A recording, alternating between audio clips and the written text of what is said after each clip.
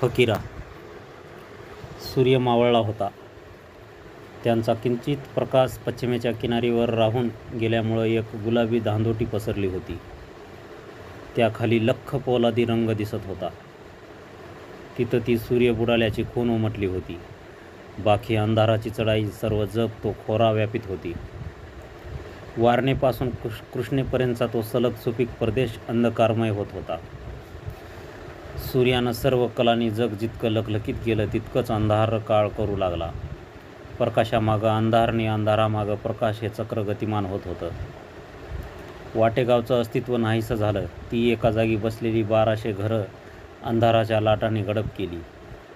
त्या गावाच्या आजूबाजूचे माळ तो 7 दरे असलेला सह्याद्रीचा प्रचंड डोंगर अंधारात बुडाला. गावाच्या अस्तित्वाला अदमासाची गरज भासू लागली. तांबडीवरून आलेली ती गाडीवान गावात शिरली होती. ती विष्णुपंत कुलकर्ण्याच्या भव्य वाड्यापुढून चावडीकडे वळून मग शंकरराव पाटलाच्या वाड्याला वळसा घालून महारांच्या थळात सरळ झाली होती. तसंच पुढं जाऊन मांगवाड्याच्या जवळ असलेल्या प्रचंड चिंचेखाली गेलं की मांगाच्या घराकडे वळावं लागत होतं. तिथून ती गाडीवाट उगवतीला जाऊन माळानं पांधीनं नागमोडी वळणं घेत शिगावात शिरली होती. वाटेगाव ते शिगाव हे 4 मैलाचे अंतर त्या गाडीवाटेनं 6 मैलाची कैक वळण घेऊन संपवलं होतं. ती वाट आज अंधारानं पुसून काढली होती. हळूहळू पावसाळी वारं उठलं आणि भन्नाट धावत सुटलं. आकाशात काळ्या ढगांनी गर्दी केली. पाण्यात मासा पोहावा तसं ढगात वीज सळसळू लागली. विजेच्या प्रखर प्रकाशात आकाश कोसळण्याच्या बेतात आल्यासारखं दिसू लागलं. अक्राळ विक्राळ आकृत्या करून ढग गिरक्या घेऊ लागले. वारा त्या ढगांना चेंडूप्रमाणे टेपलू लागला. गावात सामसूम झाली. सर्व गल्ल्या निर्जन भासू लागल्या. मिनमिन जळणारे दिवे हळूहळू डोके झाकू लागले.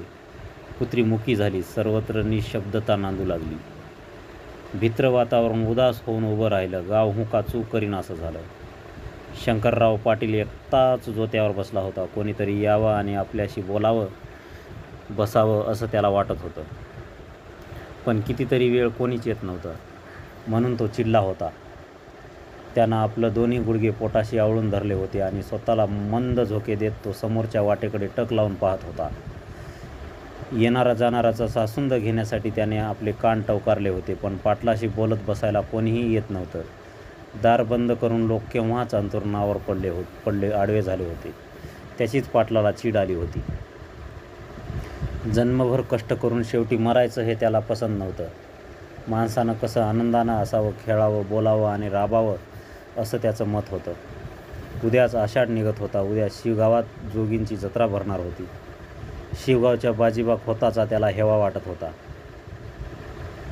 शिगावची ती जोगीन जत्रा त्या खोतानं भरवली होती. आपल्या तरुणपणी त्यानं काळगावच्या जोगणी दिवशी उभ्या गावाशी कलागत करून ती जोगणी जबरीनं आणली होती. त्या दिवसापासून काळगावची जोगीन जत्रा बंद पडून ती शिगावात सुरू झाली होती.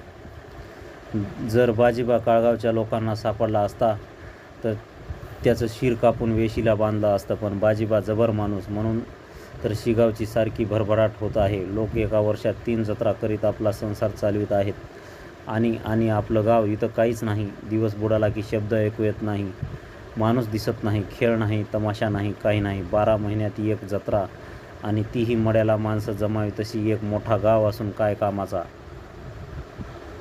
पाटील विचाराच्या तंद्रीत सापडला होता आणि मग पुन्हा भानावर येऊन ते विचार झटकीतही होता.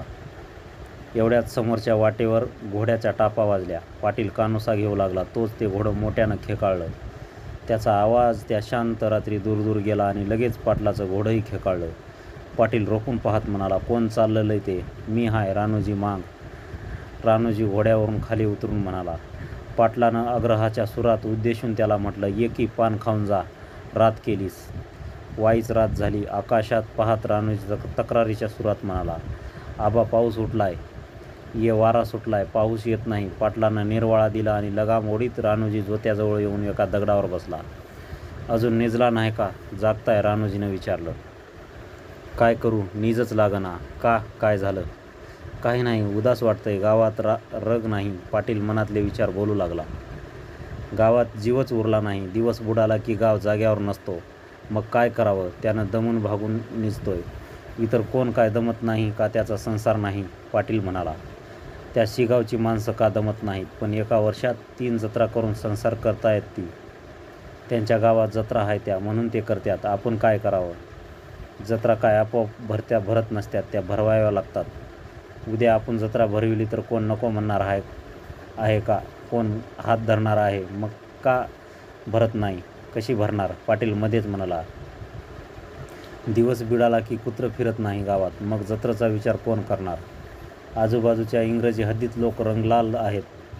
त्या शिगावात उद्याच जोगण्या निघणार. बाजीबाग होतासारखा एखादा बहाद्दर आमच्या गावात निपचत नाही तोपर्यंत इथं जोगण्या भरणार कशा? जोगीन त्यानं भरवली, बाजीबानं ती कशी? बाजीबानं काळगावच्या जोगण्यात जाऊन दंगल केली आणि जोगणीच्या हातातली ती वाटी पळवून आपल्या गावची जत्रा वाढवली. तसा वीर आमच्या गावात कोण आहे का नाही? ती पंतावाणीनी तुमच्यावाणी माणसं वाघाला दाव लावतील की? वाघाला दावं लावणं सोपं आहे, पण उभ्या गावाशी लढत देऊन जोगीने आणणं सोपं नाही. त्यासाठी डोंगरा एवढं काळीज हवं आणि ते माझ्याजवळ नाही. ते विष्णुपंत ते कायद्याच्या कोपरखळ्या देण्यात पटाईत आहेत.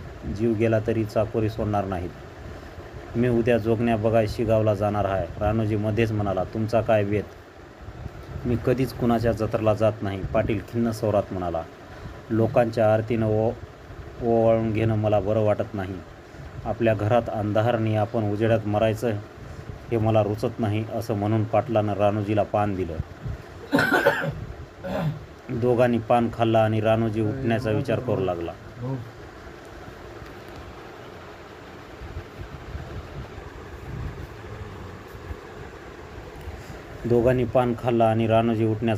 लागला. तो पाटील म्हणाला, या पांढरीला बाजीबाग होतासारखा माणूस पाहिजे, तरच या गावची भरभराट होईल, लौकिक वाढेल. बाजीबानं शिगावावर उपकार केले तसे या गावावर उपकार करणारा माणूस इथंच जन्मला पाहिजे. हे ऐकून रानोजी एकाएकी गंभीर झाला. त्याचं मन उगीचच बावरं झालं. हातातील लगाम पिरगाळीत तो अंधारात पाहू लागला. वाटेगाव ते शिगाव यांच्यामधील असलेला माळ, ती नागमोडी वळणं, ती पांद, मध्ये असलेले निवडुंगाचे डोंगे, सारं त्याच्या डोळ्यापुढून तरळू लागलं. आणि पाटील म्हणाला, जा आता, दौलती वाट बघत असेल. रानोजी उठून उभा राहिला. तो तसाच विचार करीत निघाला. घोडं त्याच्या मागून चालू लागलं. तो थळाला आला की कोंडोबा महार अंधारात बसून भजन म्हणत होता. तो दिसत नव्हता, फक्त त्याचा घोगरा आवाज आणि त्याचा तो ताऱ्या एवढंच ऐकू येत होतं. त्यानं भजनानं रानोजी भानावर आला. त्यानं समोर मांगवाड्याकडं पाहिलं आणि घोड्यावर घडी घेतली. गावापासून एका हाकेच्या अंतरावर असलेला मांगवाडा निश्चित पडला होता. 5 पुरुष उंच निवडुंगानं त्या 50 घरांना वेढा घातला होता. त्या निवडुंगाची 2 टोकं त्या गाडी वाटेजवळ त्या चिंचेच्या झाडाखाली येऊन जळत होती. तिथंच मांगवाड्यात जाण्याची वाट होती. त्या निवडुंगात ती घरं कशीबशी उभी होती. ती उसाच्या पाल्याची घरं भेदरल्यासारखी भासत होती. त्यांच्या डोकीवरचं आकाश आता काळवांडलं होतं, त्यामुळं त्याचं धाबं दणाणलं होतं. मधूनच एखादं घुबड गुदकारत होतं. मध्येच पिंगळा किजबिजत होता. अस्सल नाग व्हला पक्ष्याची शिकार करण्यासाठी सरपटत होते, तर त्यांच्याशी हाडवैर बाळगणारी मुंगूस त्या नागावर रापत होती. काही ठिकाणी त्यांच्या झटापटीही सुरू झाल्या होत्या. सापाचं गुरगुरणं आणि मुंगसाचं चिरकणं ऐकून मांगाची पोरं गर्भगळीत होऊन आयांच्या कुशीत अधिकाधिक शिरत होती. पसरलेले पाय पोटाशी घट्ट धरीत होती. मृत्यू त्यांच्या उशा पायथ्याला वळवळत होता. तिथं किती माणसं आहेत याचा गावाला माहिती नव्हती. ती काय खातात याची कोणाला काळजी नव्हती. मात्र त्या मांगवाड्यात, त्या निवडुंगात आहेत हे सर्वांना माहीत होतं. ते सर्व सनदशीर शिपाई आहेत. गावच्या राखणदारीची धुरा त्यांच्या मानेवर असून ते गावचे नोकर आहेत हे कायद्यानंही मान्य केलं होतं. गावातनी रानात जे काही होईल त्याची जबाबदारी त्या मांगावर होती. एक जरी पेंडी इकडची तिकडं गेली तरी सनदशीर शिपाई म्हणून त्यांना जाब विचारला जात होता. ते दर दसऱ्याला मानाची तलवार पूजत. त्या वस्तीत दारिद्र्य आणि तलवार याचं ऐक्य जगावेगळं झालं होतं. ज्यावेळी त्यांना इनाम म्हणून जमिनी दिल्या त्यावेळी अवघी 3 घरं होती, पण आता ती 50 झाली होती. जमीन पुरत नव्हती. सनदशीर शिपाई हा शिक्का कायम होता. शेतकीची अवजार नव्हती आणि मांग पिचत होते. आकाशातून पावसाच्या धारा लागल्या की मांगाच्या डोळ्यातून अश्रू गळू लागत. मजुरांची दार बंद होऊन भुकेची आग पेटे. पोरं रडू लागत. म्हातारी टाचा घासून तरणी कंबर बांधून पाणी पिऊन दिवस रेटीत. जुलमानं जगत, भीक मागणं अपमान मानणारी ही जात खुशाल भुकेकडे पाहत विचार करून दमे आणि मग तिच्यापुढं एकच मार्ग स्पष्ट होई. सर्वजण एकत्र जमून हत्यार काढीत आणि भर पावसात भर मध्याह्न रात्री घराबाहेर पडत. दूर दूर दुसऱ्याच्या शिवारात शिरत आणि जे हाती लागेल ते ओरबाडून अगदी जीवावर उदार होऊन ती लुटत आणि परत येऊन त्या भुकेच्या जबड्यात लोटीत. ही तिथं वहिवाट पडली होती. एक दिवस नव्हे तर दरवर्षी सुगी येईपर्यंत पावसाळ्यात दररोज त्यांना चोर बनावं लागत होतं. काहींचा सवयीनं तो धंदाच बनला होता. दारिद्र्यात वाईटाखेरीज दुसरं काय जन्मणार. पण त्या निवडुंगात माणसं मात्र दणदणीत निपजत. एका बळानं शरीरानं हिमतीनं तराजूत घालून जोखावून घ्यावी अशी ती माणसं निपजत. निर्जीव कोळशाच्या निखारा फुलावा किंवा पडीत जमिनीत एखादं चंदनाचं झाड उगावं तशी ती वस्ती वाढत होती. दौलती मांग, आप्पा मांग, बहिरू मांग अशी वयानं पोक्त झालेली कितीतरी माणसं त्या वस्तीत करती होती. ते मांगवाड्यात आणि गावातही ढाण्या वाघासारखे गरजत. मी म्हणणारे त्यांना वरमत. त्याचप्रमाणे दौलतीचा रानूजी, बळी, पांडू, दगडू, निन्या, सावळ्या, गोंदा अशी तरणी पोरं तलवारीच्या पात्यासारखी वावरत. दौलतीच्या वयानं आता 50शी गाठीत आणली होती. त्यांचा रुबाबदार मिशीत आता पांढरे केस चमकत होते. पण त्याचा दणदणीत पिळदार देह टणक होता. त्यातील जुना वळ कायम होता. शिवाय आता त्याचा रानूजी हा करता सवरता झाला होता. घर आणि सरकारी चाकर तोच पाहत होता. बायको राहीबाई, सून राधा, फकीरा आणि सहदेव हे 2 नातू आणि मुलगा रानूजी यामुळं दौलतीचं घर आनंदानं भरलं होतं. ते आयुष्याचे उरलेले दिवस बेफिकरपणे काढीत होते. परंतु आज रानूजीला भलताच उशीर झाल्यानं ती बेचैन झाला होता. राहीबाई उदास होऊन बसली होती. फकीरा, सहदेव ही बापाची वाट पाहत होते व तो अजून काय येत नाही म्हणून बाहेर पाहत आज्याला विचारित होती. त्यांना देवाच्या गोष्टी सांगून राहीबाई वेळ मारून नेत होती. राधाबाई चुलीपुढं बसून कण्या शिजवीत होती. कण्या रटरटत होत्या आणि दौलतीचे कान घोड्याच्या टापा ऐकण्यासाठी आतुर झाले होते. 10 वर्षाचा फकीरा केविलवाना चेहरा करून म्हणाला, बाबा गबऱ्या येईन का? गबऱ्या आता पळीत येईल तुझ्या बाला घेऊन. एकदा पेंढार लोकांची टोळी गावदरीला उतरली होती. त्यापैकी एका पेंढारानं आपल्या घोडीचं शिंगरू दौलतीला दिलं होतं. त्या शिंगराचा दौलतीनं प्रचंड घोडा केला होता. लहानपणापासून त्याला पोराप्रमाणे जपून त्याचंच नाव गबऱ्या असं ठेवलं होतं. तो गबऱ्या साऱ्या गावच्या ओळखीचा झाला होता. फकीरा आणि सहदेव हे बाप कधी येणार असं विचारण्याऐवजी गबऱ्या कधी येणार असं विचारीत. त्यांचा जन्मदाता खरंच त्या गबऱ्याच्या हवाली असे. रोज गबऱ्या त्या चिंचेखाली येऊन घराकडे वळताच मोठ्याने खिंकाळे. त्याबरोबर पोरं आनंदून उड्या मारीत. गबऱ्याचं खिंकाळणं म्हणजे त्याचं बाप येणं असं समीकरण झालं होतं. गबऱ्याचं आपल्या बापाला घेऊन जातो असं सांजेला घेऊन येतो म्हणून त्यांचं लक्ष रानूजीच्या ऐवजी गबऱ्याच्या वाटेकडे लागून राहत असे. राहीबाईच्या गोष्टी हूं म्हणून ऐकत बसलेली पोरं उगीच हूं म्हणत होती. त्यांचं सारं लक्ष गबऱ्याच्या खिंकाळण्यावर होतं. एवढ्यात गबऱ्या चिंचेखाली येऊन वळण घेताना खिंकाळला, आलो आलो आम्ही. पोरांनी उठून उड्या मारल्या. आला गबऱ्या आणि दारात येऊन गबऱ्या फुरफुरला. दौलतीनं लगाम धरून त्याला दावं लावलं. रानूजीनं तलवार पाखाडीत खोचली आणि पोर बरगडीला बिलगली. राहीचा जीव भांड्यात पडला. राधा लाजली, चोरून पाहून मान फिरली. दौलतीनं गबऱ्याची खंदाडी घरात आणली. अमाप मक्याची कणसं चुलीकडं पळाली आणि दौलती म्हणाला, उशीर केलास. झाला वाईच. पाटलानं थांबवलं. इंज वाऱ्याचं लवकर यायचं. राहीबाई म्हणाली. राधानं टवकारून पाहिलं. भाजलेली मक्याची कणसं घेऊन फकीरा व सहदेव बापाच्या दोन्ही मांड्यावर बसून ऐकू लागली. राधानं जेवण वाढली. जेवता जेवता दौलतीनं बोलणं काढलं. काय म्हणिता पाटील? काय नाही, शिगावच्या जोगणीची कथा निघाली होती. पंताची गाठ पडली का? नाही, पर ही जोगणीची काय भानगड आहे आबा? भानगड कसली? तो 12 बलुत्याचा खेळ आहे. दौलती सांगू लागला. 2 बैती नवरा नवरी व्हायची नि त्यांची वरात काढायची. नवरीपाशी खोबऱ्याची वाटी असती. ती पिवळ्या फडक्यात असती. जर ती वाटी कोणी पळवली तर त्या गावची जत्रा बंद व्हायची आणि ज्या गावात ती वाटी जाईल त्या गावात जोगणीची जत्रा भरायची असा रिवाज आहे. पर वाटी पळवणारा आपल्या हद्दीत गावला तर त्याचं डोसकं मारायचा बी रिवाज आहे.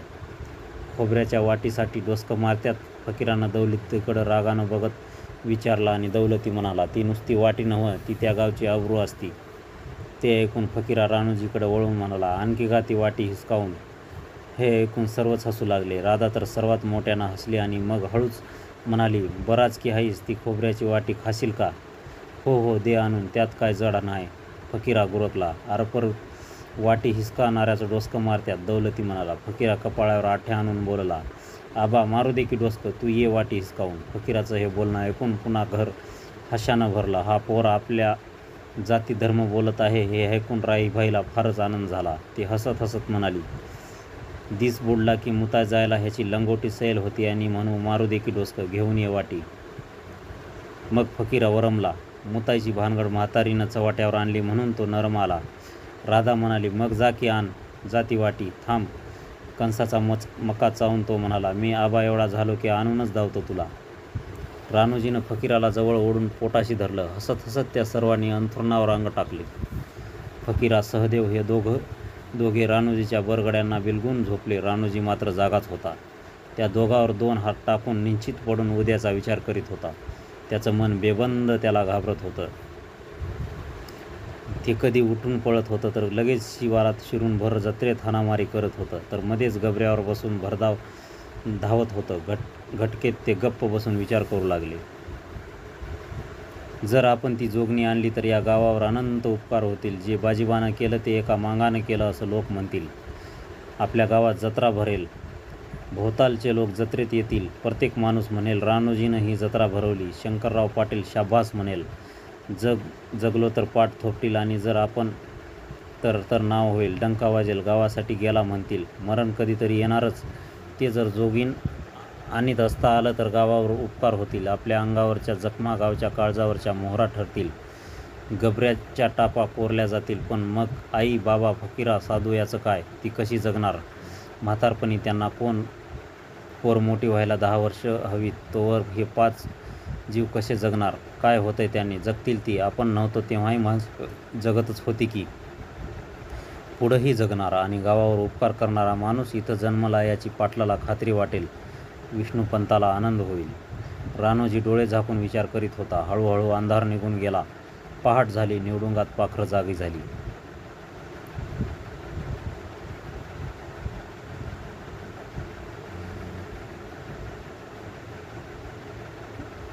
त्यांनी किलबिलाट करीत पंख झाडली. पूर्वेला अनंत रंगाच्या लकेरी उमटल्या. पाऊस घेऊन आलेल्या काळ्या ढगातून तजमय अरुण डोकावू लागला. त्याला पाहून कोयल हर्षभरीत झालं. कुहू, ते ऐकून अलद्दाही वारा भिरभिरला आणि निवडुंग उजाळलं. सृष्टीच्या गालावर स्मित तरळलं. वारणेपासून कृष्णेपर्यंत सारा खोरा प्रकाशमय झाला. गावाच्या पश्चिमेला असलेला तो सातदरा पर्वत छाती काढून उभा राहिला. सर्वत्र हालचाल सुरू झाली. निर्भयता अवतीर्ण झाली आणि आज शिगावची जोगणी आणायची असा निर्धार करून रानोजी उठला. दुपार फिरली. रानोजी शिगावला निघाला. फकीरा, सहदेव यांना काखेत घेऊन गाडी वाटेपर्यंत येऊन चिंचेखाली थांबला. दौलती तलवार आणि गबऱ्याला घेऊन आला. पोरांना खाली ठेवून रानोजीनं तलवार घेतली. 6 बोटं रुंदीचं ते लकलकीत पल्लेदार पातं वजनदार मूठ, मुठीला वीतभर बर्च्याचं फाळ. माशी बसली असती तर ती कटून पडावी अशी धार, अशी ती जंगी तलवार हातात येताच राणीजी भरकन ओढून गबऱ्यावर बसला आणि दौलती म्हणाला, कुणासंग भांडण तंटा करायचा नाही, दिसावर परतायचं. रानोजीनं होकारती मान हलवली आणि पूर्वेकडे तोंड केलं. गबऱ्या ढेंगा टाकीत ओढीत निघाला. पाठीमागून फकीरा, सहदेव एका आवाजात ओरडले, आबा, आम्हाला पेढा आण. रानोजीच्या पोटात कालवा कालव झाली आणि त्यानं नकळत गबऱ्याला टाच मारली. एकदम धडपडून गबऱ्या तुर्की चालीवर आला आणि निघाला. त्याच्या मानेला धनुष्याकृती बाक येऊन मयूर मस्तकीच्या तुऱ्याप्रमाणे त्याचं मस्तक नाचू लागलं. सूर्य पश्चिमेला मंद गतीने निघाला होता आणि रानोजी पूर्वेला निघाला होता. दोघांनाही परत फिरण्याची घाई झाली होती. रानोजीचा नजर आपल्या शिवारावर भिरभरत होती. मेहनती खाऊन पडलेल्या जमिनीतून आता कुऱ्या फिरत होत्या. ओढ्या बांधून शेतकरी पेरणी करीत होते. ते काळ्या वावरात बी पेरीत होते. पण त्यांना खात्री होती की याच मातीत हे बी जीव धरून उगवणार आणि काळ्याची जागा हिरवीगार पिकं शोभविणार. पुढल्या वर्षी याच जागी आपली मेहनत साकार होऊन उभी राहणार म्हणून माणसं कष्टात होती. त्यांना पाहून रानोजी स्वतःशी म्हणाला, जे पेरावं ते उगवतं. शिगावची जोगून वाजत गाजत निघाली होती. 12 बलुती झुलत होती. गावच्या गल्ल्या माणसांनी भरल्या होत्या. बायका पोरं थव्यानं उभं होती. पोळ्या खाऊन ढेकरं देत गडी माणसं धावपळ करीत होती. जोगणी भरली की दुःख दारिद्र्य टळतं अशी श्रद्धा असलेली ती माणसं जोगणीला नमस्कार करून औक्ष मागत होती. आज जोगीन फिरून जातात तमाशा उभा राहणार होता. उद्या सकाळी कुस्त्यांसाठी परगावची मंडळी येऊन आधीच दाखल झाली होती. कांद्यावर पिवळे लंगोट टाकून पहिलवान मिरत होते. सर्वत्र माणसंच झाली होती. जागोजाग जोगीन आणि जोगा थांबून लोक नमस्कार करीत आणि मग पुढं निघत. गावातील ताकदवान माणसांनी जोगणीभोवती हाताला हात धरून कडं केलं होतं. त्याच्या आसपास नंग्या तलवारी धरून धारकरी चालत होते. त्यांची करडी नजर सर्वत्र फिरत होती. तलवारीच्या सावलीतच ती जागोजागी जोगणीची मिरवणूक चालत होती. पुढं सर्व वाद्य एका तालात वाजत होते. पिवळ्या कापडात गुंडाळलेली ती वाटी घेऊन जोगणी मंद गतीने निघाली होती. तिच्या शेजारी न्हावी झडपीन होऊन सूप फिरवीत होता. चांभार लाकडी घोड्याला बोराटीचा काटा बांधून माणसा हाकीत होता. तो बोराटीचा काटा लागला तर अशुभ असतं ही भीती असल्यामुळं कोणीही पुढं येत नव्हतं. बाजीबा खोताचा लेक बापू हातात नंगी तलवार घेऊन थोड्याच अंतरावर आपलं अवखळ घोडं दौडीत उगीचच भराऱ्या मारीत होता. बहिरी ससाण्याप्रमाणे सुरकांड्या मारून तो आपल्या चपळाईचं प्रदर्शन करीत होता की कोणीही जोगणीकडे गैरहेतून बघू नये. दुसऱ्या बाजूनं गजा माळी आपली अवखळ घोडं लगाम ओढून आवरीत होता. अशी कैक घोडी त्या जोगणीच्या आसपास गिरट्या घालून कडवा पहारा देत होती. काखेत तलवार दाबून रानोजी त्या गर्दीत वावरत होता. पेड्यांचा पुडा कमरेत खोचून तो पुढील योजनेत कर्क झाला होता. त्यानं गबऱ्याला वाटेगावच्या बाजूला एका ओढ्यात बांधून ठेवला होता. कुठून जोगणीवर झडप घालून कुठपर्यंत जायचं आणि मग गबऱ्याला घेऊन कसं पुढं निघायचं याची सारी जुळवणी मनात करून तो त्या जोगणीबरोबर चालत होता. जसजशी ती जागा जवळ येत होती तसतसा तो अधिक बेभान होत होता. त्याची गात्र बधीर होऊन दौलती राही राधा फकीरा सहदेव यांना तो विसरला होता. एका नव्या जगातच जणू तो वावरत होता. त्याची मनाची त्याच्या विचारांची वेगळीच हालचाल सुरू झाली होती.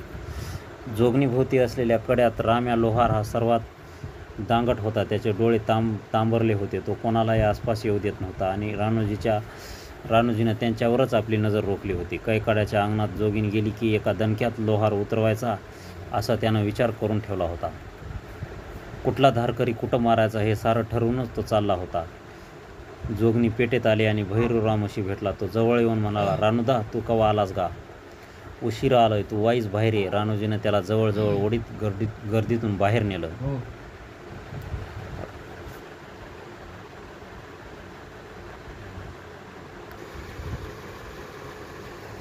रानूदा, काय भानगड? तू आत्ताच्या आत्ता गावाकडे जा आणि काय करू? शंकरराव पाटील आणि पंत ह्यासनी सांग. काय सांगू? सांग. रानोजी जोगणी घेऊन निघालाय. आडवं या म्हणजे काय नव्हं. भैरू तू पळ. हत्यारबंद माणसं आडवी आली पाहिजेत. मी निघालोच बघ. पर तू एकटा कसा लढणार? बघ कसा लढतो ते. मग मी बी थांबतो. तुला जोगणी घेऊन निघ. मी वाटा रोखून धरतो. पिस्सू पुढं नग भैरू, ही थटून लढण्याची वेळ नव्हं. तू जा, पळ. रामोशी निरुत्तर झाला. त्यानं आडाला जाऊन पंजी आखडलं आणि तो धावत निघाला. घुमेनं निघाला. रानोजी जोगणी घेऊन निघायच्या आत गावात कसं पोहोचायचं याचा विचार करीत तो निघाला. एक क्षण त्याला युगासारखा वाटू लागला. एका चिंचोळ्या बोळात शिरून जोगणी कैकाड्याच्या अंगणात आली. उथळ जागा, पुढं गाडीवाट, पलीकडे ओढा. तिथंच गबऱ्या रानोजीची वाट पाहत उभा होता. त्या मैदानात येताच गर्दी पांगली. पहारा सैल झाला. जो तो लघवी करायला पांदीकडे वावरात पळत गेला. कुणी चंची सोडली, कुणी चुन्याच्या डब्या बोट घालून तंबाखू चोळू लागले, कुणाच्या तोंडात विडी पेटली. आणि रानोजीनं भरकन झेप घेऊन एका वारात राम्या लोहार आडवा केला आणि दुसऱ्याच क्षणात ती जोगणीची वाटी हिसकली. तोच एक तलवार त्याच्यावर आली. क्षणात ती खाली पडली. लगेच दुसरी तळपली. तिलाही खाली लोळवून डोळ्याचं पातळ लवतं न लवतं तोच रानोजी पांदीकडं धावला. एखादा बाण जावा तसं तो गेला आणि ओरड झाली. जोगणी गेली. जोगणीचे धारकरी पुढे आले तेव्हा गरकन फिरून रानोजी ओरडला, मोहर याल तर मुंडकं मारीन. एकच हल्ल कल्लोळ उडाला. जिकडे तिकडे माणसं सैरावेर धावत सुटली. सर्वत्र एकच ओरड घुमली, जोगणी गेली, जोगणी गेली. अंगावर येईल त्याच्या अंगावर जाऊन कुणाला चालवून तर कुणाला लोळवून, कुणाला हुलकावणी देऊन तर कुणाचा वार चुकून रानोजी दोन पुरुष पुढं उडून पांदीत पडला आणि गबऱ्याच्या दिशेनं धावला. आता त्याला अधिकच चेव आला. जोगणी गेलं असं ओरडत पळणाऱ्या माणसांनी पळत पळत दंगल माजवली. त्या दंगलीत शिगावकडची घोडी बावचळून गेली. पळणाऱ्यात जोगणी घेऊन कोण पळत आहे कोणाच्या लक्षात येईना. त्यात बापू खोताचं घोडं एका दिडक्या गल्लीत अडकून पडलं. पुढून येणारे लोक त्याला वाट देईनात. तेव्हा खोत चिडला. त्यानं तलवार चालवून लोकांना परत फिरवून स्वतःची वाट करून घेतली आणि घोडं पुढं केलं. बापू खोतानं माणसी जखमी केल्यामुळं अधिकच दंगल वाढली. पण त्याची मुळीच पर्वा न करता खोत कैकाड्याच्या पटांगणात आला आणि म्हणाला, कुणी नेली जोगणी? परंतु पळती माणसं बोलली नाहीत. गजा माळी आला आणि आणखीही घोडी आली. त्यानं ओढ्यातून गबऱ्यावर बसून दरडीनं वर आलेला रानोजी दिसला आणि शिगावच्या 6 घोड्यांना टाचा मारल्या गेल्या. धरा, मारा, जाऊ देऊ नका. पुन्हा दंगल वाढली. गाडी वाटेनं 6 मैलाची दौड मारण्याऐवजी माळानं सरळ 4 मैलात आपली शीव गाठावी असा विचार करून रानोजीनं आपलं घोडं माळाला लावलं. सपाट माळावर येऊन त्यानं पाठीमागची ओरड वळून पाहिलं व एकदम पुढे झेपावून गबऱ्याचा लगाम काढून फेकून हातातील वाटी कमरेत खोचून त्यानं तलवार सरळ धरली. गबऱ्याच्या कानाजवळ तोंड नेऊन ओरडला, गबऱ्या, मला घेऊन लवकर चल. मला टाकून जाऊ नका. आपला जीव गाठ. चल. बेलगाम गबऱ्या भन्नाट निघाला. त्याच्या पायात विद्युत गती संचारली. टापांचा खडखडाट करीत गबऱ्या निघाला. वाऱ्यावर आरूढ व्हावं तसं तो घोडा निघाला. त्याचा देह गतिमान झाला. टाच मारण्याची गरज निकामी झाली. गती या शब्दातील अर्थ दुबळा झाला. गबऱ्या आपला शिव जवळ करू लागला. उलट येणारं वारं कापीत गबऱ्या धावत होता आणि निवडुंगात निपजलेलं धैर्य हातात फरडी तलवार घेऊन लगामाशिवाय त्याच्यावर बसून धुंद झालं होतं. त्याच्या विजयाकडे दौड निघाली होती. मागून खोत धावत होता. तलवार उंचावून गरजत होता. टाचा मारीत होता. त्याचं घोडं ताशावर टिपरू पडावं तसा टापा टाकीत पिछा करीत होतं. गजा माळ्याचं घोडं त्याच्या घुमेत होतं. ती सारी घोडी कानाला कान लावून झेप घेत होती. पाठीमागच्या टापा रानोजीच्या कानात वाजू लागल्या आणि गबऱ्याची भिंगरी. शिगावची हद्द संपली. वाटेगावची हद्द लागली आणि बापू खोत अधिकच भडकू पुढं निघाला. त्याला पाहून रानोजीनं विचार केला, ह्यानं वाटी परत नेऊ नये. तो कमरेची वाटीच काढून चावून खाऊ लागला, गिळू लागला. गबऱ्या दमण्याऐवजी अधिकच दौडत होता. त्याच्या नाकातून कर्णासारखा आवाज येऊ लागला. इतक्या वेगानं तो पूर्वी कधीच धावला नव्हता. रानोजी जोगणी घेऊन निघाला. ही खबर भैरूनं गावात पोहोचवली आणि गावात एकच गडबड उडाली. हा म्हणता साऱ्या गावात बातमी खेळली. सारा गाव शिगावच्या गाडीमार्गानं धावत निघाला. हत्यारानं वाट गच्च भरली. ती बातमी जेव्हा मांगवाड्यात आली तेव्हा दौलती चरकला. राहीभाई भांबावली. राधा धावत दारात आली आणि ती थांबली. फकीरा चिंचेवर चढून आपल्या झुंजार बापाला शोधू लागला. सहदेव रडू लागला. मांगांनी कुऱ्हाडी ठोकल्या. महार धावत निघाले. शंकररावानं खोगीरणी घालताच घोड दामटलं. पंताने आपला घोडा दुडक्या चालीवर लावला. गाव रानोजीला आडवा निघाला. परंतु रानोजी त्या गाडीमार्गानं येत नव्हता. त्यानं माळानं येऊन शीव गाठली होती. तरीही खोत मागे फिरला नव्हता. तो अधिकच चिडून पुढं येत होता. पिछा करणारी घोडी ऊर फुटून धावत होती. ती कधी जवळ भिडत होती तर कधी मागं राहत होती. माळाचा आरडाओरड वाढला होता. गजा माळी रानोजीला भिडून होता. तोच खोत ओरडला, गजा भाला फेक. लका. गजानं झुकांडी घेऊन पुन्हा लगट केली आणि आपला भाला जुमानून फेकला. तो वजनदार भाला रानोजीच्या पाठीत खपकन शिरला. त्याच्या बधीर अंगात आधीच कळ मेली होती. ती किंचित वळवळली. तो रक्तानं न्हाला. त्यानं पाठीत भाला घेऊन गजावर रोख धरला. खोत पुढं येऊन बाजूला झाला आणि पुन्हा गजा माळी जवळ आला. रानोजीनं खसकन वार मारला. पागोटं तोडून तलवार नाकाच्या शेंड्यापर्यंत खाली उतरले आणि गजा घोड्याखाली कोसळला. पडलेला गजा पाहून खोत चिडला. ओरडू लागला. गाडी वाटेने निघालेले लोक ती ओरड ऐकून चकित झाले आणि सारा लोंढा माळाकडे धावत निघाला. पण आडवाटेनं माळ जवळ करणं कठीण होतं. गजा खाली पडताच बापून आपला घोडा रानोजीच्या जवळ नेला आणि माग उसनं घेऊन भाला फेकला. तो गबऱ्याच्या चौकात घसकून शिरला. त्याबरोबर पळून दमून उखडलेला गबऱ्या पुढच्या 2 पायावर कोसळून पडला. त्याचं ऊर फुटून तो रक्त ओकू लागला. रानोजी उठून सरळ होईपर्यंत त्याच्यावर मुरकंड पडली. त्याला अवसर मिळण्यापूर्वीच त्यावर वार झाले. पुन्हा झाले. मग तो मर्द मांग मुठीत तलवार घट्ट धरून त्या आपल्या इमानी गबऱ्यावर कोसळला. खोतानं वाटी शोधली. ती मिळाली नाही. मग रानोजीचं शिर घेऊन तो परत फिरला आणि वाटेगावचे लोक तिथं आले. तो देखावा पाहून गाव स्तंभित झाला. 1 मैल हद्दीत शिरून खोतानं केलेली आगळी पाहून गाव चिडला, भडकला. शिवगावकरांनी रिवाज मोडला होता. दौलती प्रेतावर अंग टाकून ऊर बडवू लागला. राधा एका वावरात लोळू लागल्या.